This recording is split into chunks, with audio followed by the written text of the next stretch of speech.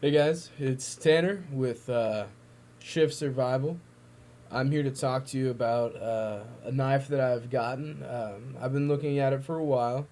I'm just now diving into the upper class knives. I have a Benchmade volley, couple other knives, blah blah blah. And I wanted to start looking at Spyderco knives. Like I've heard of Spyderco, they're really nice. Paramilitary 2, uh, native knives, all these things. They're real nice. Which I was sitting there. If you're anything like me, you don't have hundreds of dollars to throw at knives. So what I did was I took about $35, went to Amazon, and I got me a bam Spyderco Tenacious. China. It's dirty. Leave me alone. 8CR13 MOV Spyderco. Little spider hole. Oh, yeah, we're doing that. That's happening. Okay, sorry. Okay, anyway, a couple things I want to tell you about this knife is it's made out of 8CR13 MOV, which is just Chinese steel.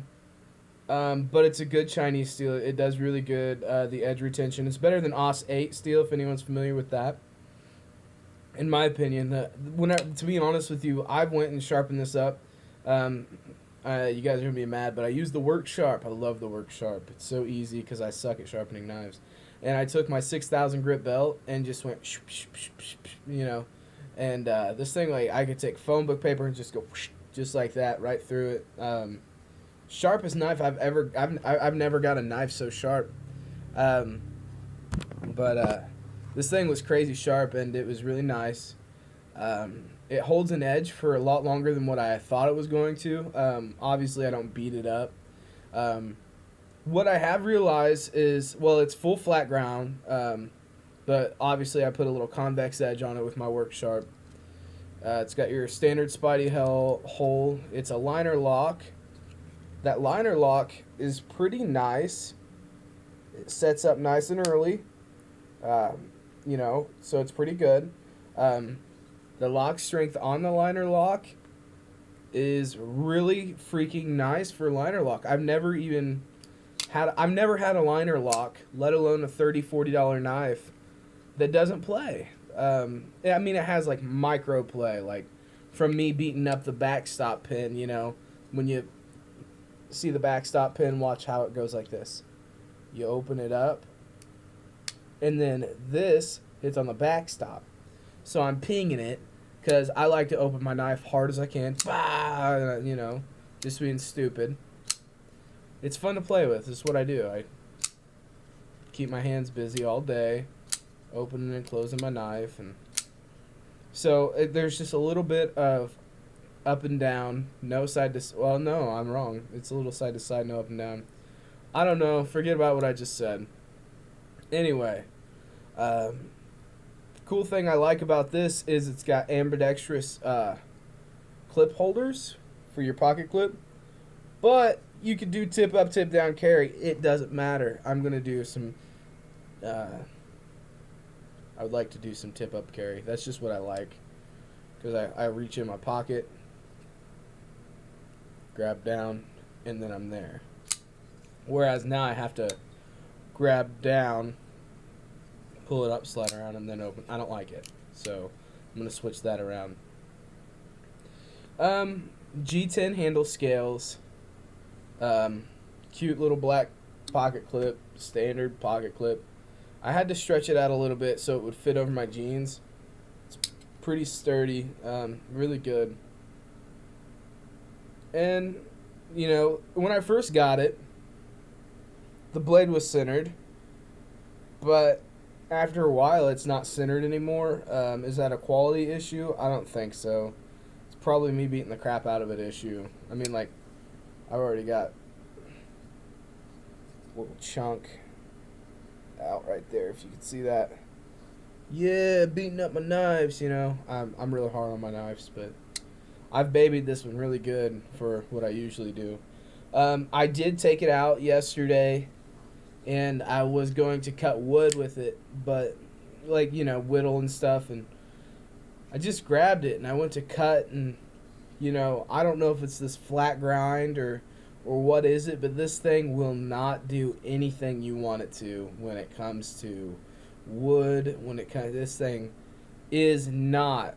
I would not take this if I think I'm going by the woods and I might get lost and I might have to use this for bushcraft. I throw it away. No, not really. Don't do that. I throw it away. This is a perfect everyday carry knife for me. The size is great. I could go maybe a little bit longer tip. I like big knives. You know, whatever. Other people like really small knives, but this is a really happy medium. It's got enough width to slice. It's a really good slicer with that flat grind. It doesn't stab as good as I want it to. The tip's not very sharp. The leaf blade, if you can see the leaf blade, for some reason it's hard to poke with it, you know. It doesn't want to go and penetrate into things unless I like tilt up and like rip down into it like a here comes the no. You get what I'm trying to say, unless you go up and go down into it, because if you just like try and just straight on, it doesn't want to go. But overall, if I could rate this knife, the scales on the inside have little holes cut into them to reduce the weight. It's not too bad. It's not heavy. It doesn't sag your pants. It doesn't, like, it's just a little pocket knife, man. You don't even put it in there and you really don't know it's in there unless you try to put your hands in your pockets and you're like, oh, it's rubbing on the back of my hand. Not a big deal. It's got nice jimping, kind of on the thumb ramp on the back. Hit my thumb. So it's really comfy. At first I got it, and I'm used to my Benchmade Volley, which obviously textured G10 handles, super smooth fit and finish, amazing, for $175 knife. This is $30 knife. It had some hot spots for me, but I wasn't used to it. So now it's like, man, this knife is actually pretty comfortable. So I really like it. I'm going to be for sure buying more Spydercos in the future. And I was really irritated that it came to me with the black blade. I didn't want the black blade. I don't like black blades. I'm racist against black blades. I don't like them. Don't ask me why. Personal preference. It's just really not a big deal. Like once the stuff starts to wear, then I feel like it looks really trashy and I just want to throw my knife away. Yeah. Get a Spyderco. And, you know, I was telling my little brother, I said, you know, Hunter, you need to have one of these. This $30 knife, man, and it's the best knife you'll ever have. The best everyday carry knife you'll ever have. But like I said, for whittling and stuff, like, it wouldn't grab a hold of the wood to scrape it. It wouldn't. It just wasn't, I don't know, it didn't feel good to me. But I enjoy this knife very much so. When it comes to quality is very good. It's very high for a $30 China folding knife.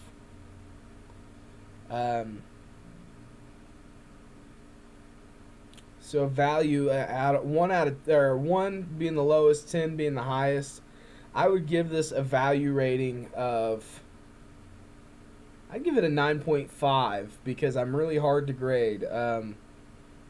If it would grab into that wood and cut just fine and be really good for bushcraft, and just maybe, I want to, just playing around, being stupid, you know what I mean? I would do it then, but this is really good at opening boxes. It's really good at doing stuff you're going to do at your job. Cutting pieces of plastic tubing, just things like that. And it gets really wicked sharp. It gets real sharp. It's sharper than, a lot of steels that I've played with so far. It's easier to get sharp is what I'm trying to say. It might not get sharper, but it's easier to get it there for sure. If you guys have any questions or concerns, this is totally my first review. I want to keep it under 10 minutes, but we're at 10 right now, so I'm a loser. My name's Tanner. I'm with Shift Survival. If you like it, subscribe, give me some feedback, and we'll get some more done. I love doing that. Walk up to your mom and be like, "Hey, Mom!" Always do that.